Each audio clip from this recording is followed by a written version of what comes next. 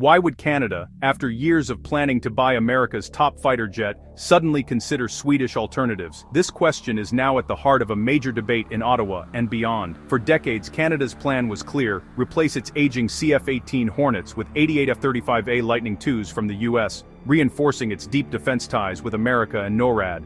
But as of January 2026, Canada is seriously considering a dramatic shift, reducing its F-35 order and supplementing with Swedish Saab Gripen E fighters.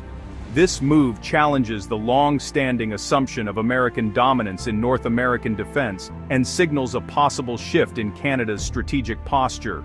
The idea of a mixed fleet was once dismissed due to logistical challenges, but Saab's aggressive offer has changed the conversation. Saab's proposal isn't just about selling jets, it's about a comprehensive industrial partnership, promising economic benefits and technological sovereignty for Canada. This taps into a growing national sentiment: why rely solely on American hardware? The debate is now about more than planes. It's about national identity, economic independence, and future alliances. For the US, it's a potential crack in a key alliance. For Sweden, it's a chance to elevate the Gripen globally. For Canada, it's a crossroads moment. The choice is between seamless military integration with the US or greater industrial independence and a diversified foreign policy. The world is watching, as Canada's decision will have ripple effects far beyond its borders. The stakes are high, and the outcome is anything but certain. Canada's fighter jet dilemma is now a defining test of its future direction. Canada's original plan was straightforward: buy 88 F-35A jets, ensuring the Royal Canadian Air Force kept pace with allies and maintained deep integration with the US. The F-35 promised stealth, advanced sensors, and seamless data sharing, key for NORAD and NATO operations. This was more than a hardware upgrade, it was a reaffirmation of the Canada-US defense partnership. Canadian industry would contribute to the F-35 supply chain, but most benefits would be spread globally, not concentrated at home. The high cost and long-term maintenance were accepted as the price for top-tier capability. However, doubts grew about the F-35's true lifecycle costs and the limited domestic economic return. Rising national sentiment questioned whether Canada was getting real value or just funding a foreign supply chain. Recent diplomatic tensions with the US only fueled these concerns. The once solid F-35 plan began to show cracks, opening the door for a challenger. The debate shifted from military necessity to questions of economic benefit and national autonomy. Canada's F-35 commitment was no longer a settled matter. Enter Saab, the Swedish aerospace giant, with a game-changing offer in December 2025. Saab's proposal went beyond selling Gripen E fighters. It promised full domestic production in partnership with Bombardier, including advanced globalized surveillance aircraft.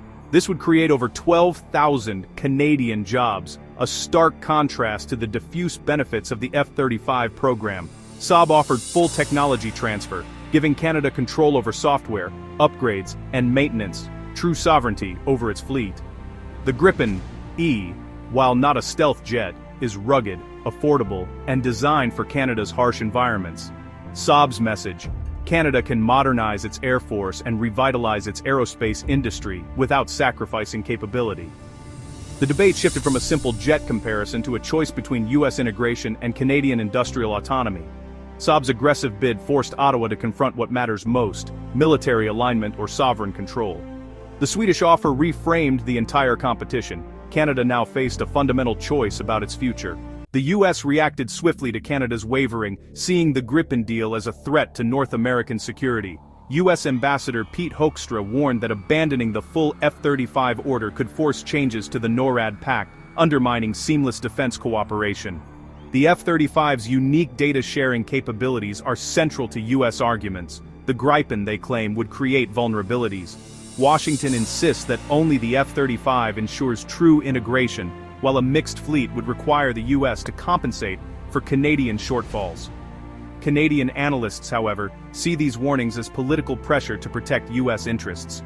For many Canadians, this overt pressure has backfired, fueling calls for greater autonomy. Saab's promise of independence from US supply chains has become even more appealing. The debate is now as much about sovereignty as security. Canada's choice boils down to two very different jets. The F-35 is a fifth-generation stealth fighter, offering unmatched technology and perfect US interoperability, but at a high cost and with limited Canadian control. Its advanced sensors and data fusion are ideal for NORAD and NATO. But maintenance and upgrades are tied to US priorities. The Gripen E, a 4.5 generation fighter, lacks stealth but excels in electronic warfare, agility, and affordability. It's designed for rugged remote operations, perfect for Canada's Arctic, and can be maintained domestically. The main drawback: it can't match the F-35's deep integration with US systems, potentially complicating joint missions. A mixed fleet would add logistical complexity, requiring separate training and maintenance pipelines. The decision isn't just about which jet is better, but which trade-offs Canada is willing to accept. Capability versus autonomy, cost versus integration. These are the real stakes. Canada must decide which compromises best serve its national interests.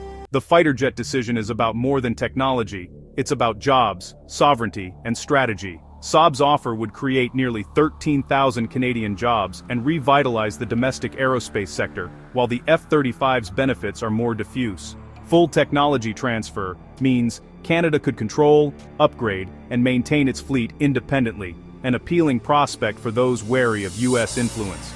Choosing the F-35 cements Canada's role as America's closest military partner. A mixed or Gripen fleet signals strategic diversification. The choice reflects Canada's broader foreign policy, deep US integration, or a more independent multipolar approach. The Royal Canadian Air Force prefers the F-35, but key ministers are questioning the economic and strategic logic. The decision will shape Canada's future for decades. Public opinion is shifting. A December 2025 poll found 72% of Canadians support adding the Swedish Gripen to the fleet. Saab's message of jobs and sovereignty resonates more than US warnings about NORAD. Many Canadians see Made in Canada jets as a point of pride and a pushback against American pressure. Experts are divided. Military analysts favor the F-35 for its capabilities and integration, while economic and political analysts see the Gripen as a chance for industrial renewal. Critics warn a mixed fleet could strain resources and create a two-tier air force. Supporters argue the Gripen is more than adequate for most Canadian missions, especially Arctic patrols. The debate is about more than jets, it's about Canada's identity and future direction. The nation is split between operational advantage and industrial independence. Canada's upcoming decision is a global test case. The government faces three options: stick with the full F-35 order, switch entirely to the Gripen, or split the fleet. Each path has major consequences. Alliances, economics, and military capability hang in the balance. The world is watching, as Canada's choice could set a precedent for other US allies considering alternatives to the F-35. A move toward diversification could reshape Western defense alliances and embolden others to seek industrial autonomy. Canada's decision is about more than jets. It's about the future of military partnerships and national sovereignty. As Ottawa prepares to decide, the world waits to see which way Canada will turn.